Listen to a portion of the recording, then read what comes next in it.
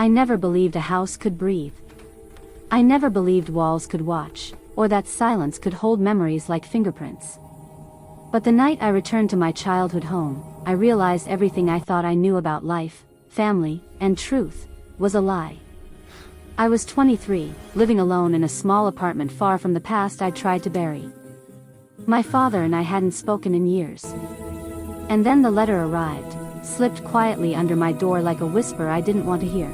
It had no stamp, no name, no return address. Just my name, written in my mother's handwriting. The same mother who died when I was 15. My hands went numb as I opened it. Only one line was written inside: "Come home. The truth is waiting in the basement." Mom. I felt my heart drop into my stomach. My mother never wrote letters. She hated writing. And she never called me my daughter, but seeing her handwriting, so familiar it hurt, made my knees weak. I told myself it was fake. A prank. But who would prank me like this? And why? Memories I had locked away began pushing to the surface. The way Dad rushed the funeral. The closed casket. The fact that he never let me see her one last time. His violent refusal to talk about what happened. The basement, always locked, always forbidden. Something inside me began clawing, whispering that I needed to know the truth. And so, at midnight, I found myself in a taxi, driving down the same lonely road that led to my old house. When I reached the gate, my breath caught. The house looked exactly the same, beautiful, cold, and terrifyingly still. The porch light flickered weakly. My father's car wasn't there. The silence felt wrong. Too heavy. I slipped inside through the side window, just like I used to as a kid. The living room felt like a time capsule. Everything was exactly where it had always been, except Mom's big portrait. Gone. Like she was being erased. I walked to her bedroom. Her scent still lingered, jasmine and old books. Her comb, perfume, mirror, all untouched. But the bed was stripped bare. No pillows, no sheets, no blankets. A hollow space where she once slept. It made my skin crawl. I moved back into the hallway and stopped at the basement door. The lock looked new. Heavy. Industrial. My father never used interior locks, ever. My hands shook as I touched it. Cold. Too cold. A faint flicker of light leaked out from the bottom. Someone was inside. My breath tightened. I snapped the lock with a hard push. The door creaked open, and a wave of cold air hit my face. The smell of damp concrete, rust, and something metallic seeped out. I stepped down the stairs, flashlight shaking in my hand. And then I saw them, words scratched into the walls with something sharp: "Help me, it's not true, he did this, don't trust him." My mother's handwriting. I staggered back, tears burning my eyes. When I reached the bottom step, I froze. In the center of the basement was a wooden chair. Next to it, on the floor, her bracelet. The bracelet she wore every single day. The same one Dad claimed was lost forever. I picked it up with trembling hands.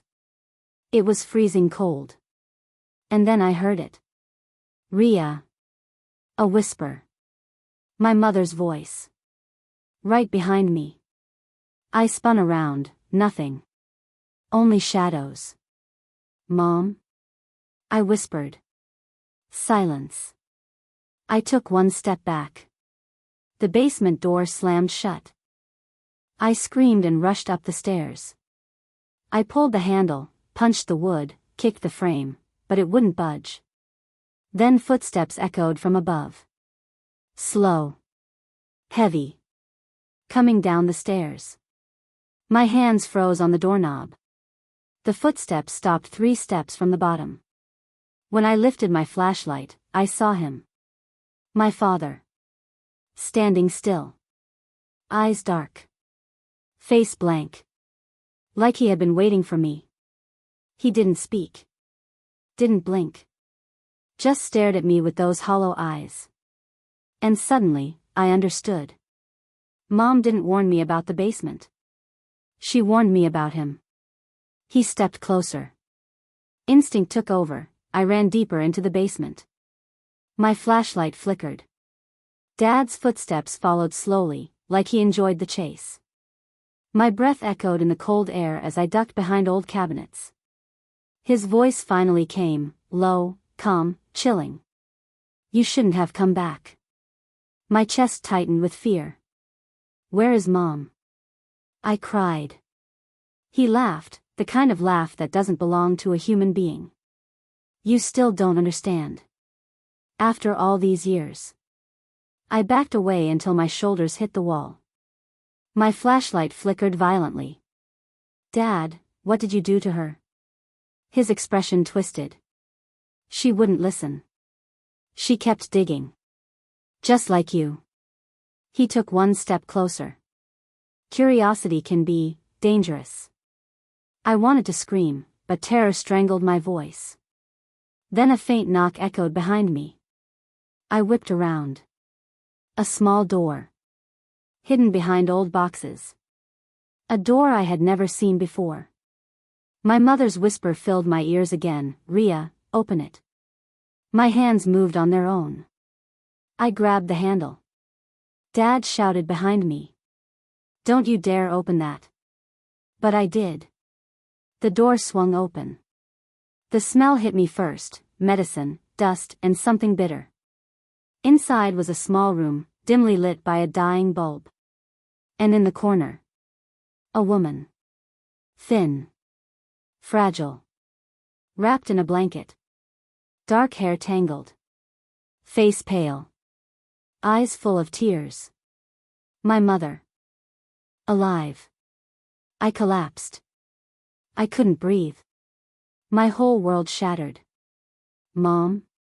My voice cracked. She smiled weakly. My daughter, you came. I ran to her and held her. Her body trembled like she hadn't felt warmth in years. Tears soaked my shoulder. Behind us, Dad screamed and banged on the small door. You don't understand.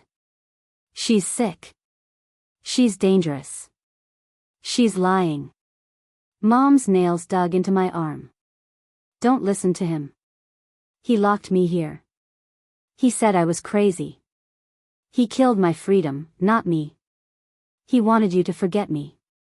I felt dizzy. Like the room was spinning. Why? Why would he do this? She swallowed painfully. Because I found out what he really is. Before I could ask anything, the banging stopped. Dead silence. Mom grabbed my face. Ria, we have to leave. Right now. I helped her up. She could barely walk. Her legs shook violently. We reached the basement door, still locked. Suddenly the lights flickered and went out. Darkness swallowed us. Then his voice echoed from somewhere in the basement. Calm. Echoing. Terrifying. You can't leave. Not tonight. My mother screamed and pulled me into the shadows. My mind raced. My heartbeat crashed inside my chest.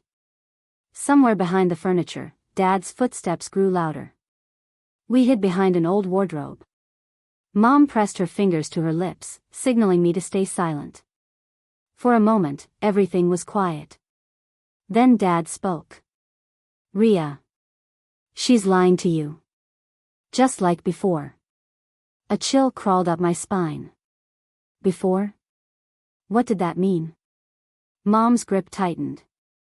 Footsteps moved slowly, circling the basement. My flashlight flickered back to life. I pointed it at the floor. And saw footprints. But not his. Bare footprints. Small ones. And they were fresh. My blood froze. Mom, whose footprints are these?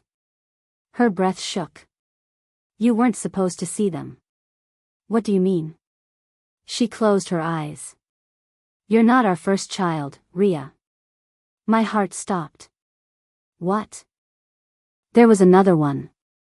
Before you. A girl. Her voice trembled. Your father didn't want her. He said she had my curiosity. My questions. My stubbornness. Tears streamed down her face. And one night, she disappeared. Disappeared. The word hung in the air like poison. My blood turned to ice. What did Dad do to her? Mom looked at the floor. We never found her. But sometimes. I still hear her.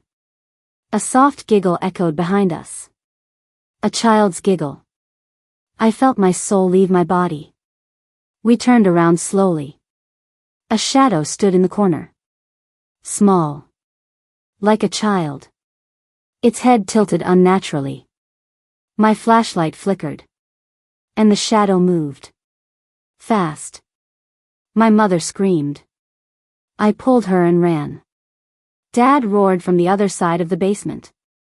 Everything felt like a nightmare, shadows moving, whispers echoing, footsteps everywhere. We reached the door. I smashed it with my shoulder. Again. Again. Until finally, it cracked open. We burst out into the hallway.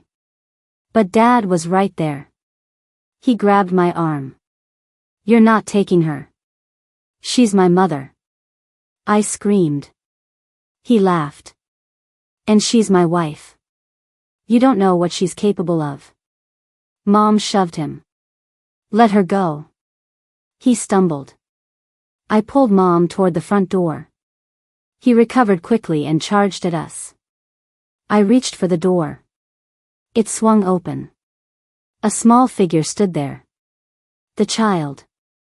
Black eyes. Gray skin. Head lowered. Feet bare. My father froze. His voice cracked. No, not you. Not again. The child looked up. Its face was hollow. Its mouth stretched unnaturally wide. And it whispered. Daddy. Dad screamed. Not like a man. Like an animal being torn apart from inside. The child walked toward him slowly. Mom grabbed my hand. Don't look. But I did. Dad dropped to the floor, begging, crawling backward. I didn't mean to. It was an accident. I didn't mean to. The child put a finger to his lips. The lights exploded. The walls shook.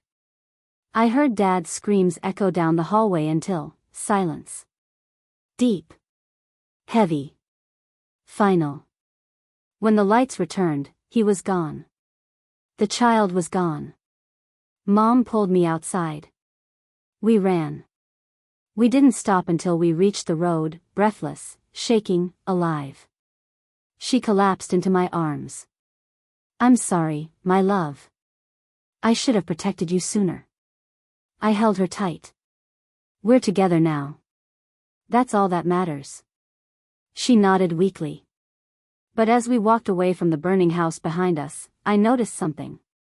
Footprints. Small, bare footprints. Following us. I looked at Mom. Mom, she's still here, isn't she? She didn't answer. She just held my hand tighter. As if she already knew. This wasn't over.